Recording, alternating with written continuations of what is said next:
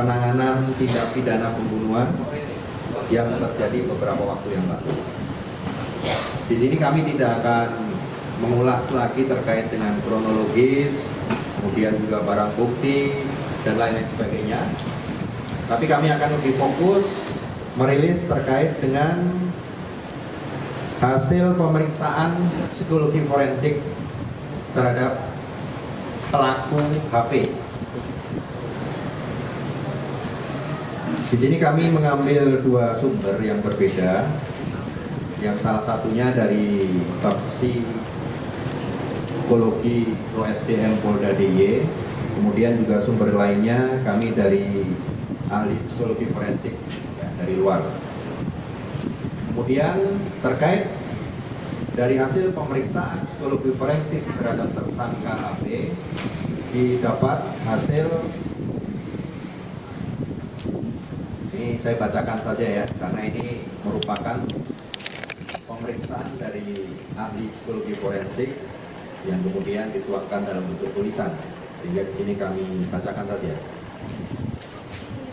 Kesimpulannya, yang pertama, tersangka HP memiliki kompetensi memberikan keterangan secara mandiri dan bertanggung jawab atas keterangannya terkait dengan tindak pidana yang dilakukan kepadanya, dilakukan atau disangkakan kepadanya.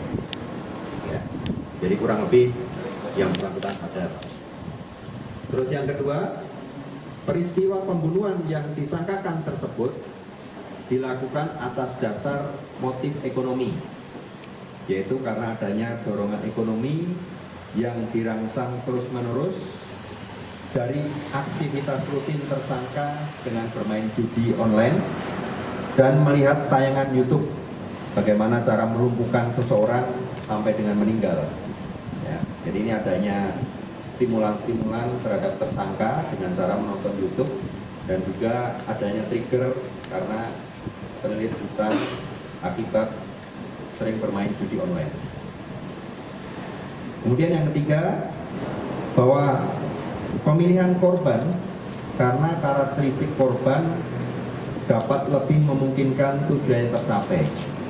Ya, karena ada beberapa waktu sebelum terjadi kejadian tersebut, korban ini juga tidak pernah menawarkan diri terhadap pelaku, sehingga mungkin secara hubungan sudah sangat dekat dalam berkomunikasi, sehingga pelaku ya terpikirkan korban untuk menjadi korbannya. Kemudian yang keempat, bahwa perilakunya membawa korban ke TKP karena sebelumnya tersangka atau pelaku sudah mengetahui dan pernah menginap di lokasi TKP yang tidak jauh dari tempat kerjaannya. Ya, jadi TKP.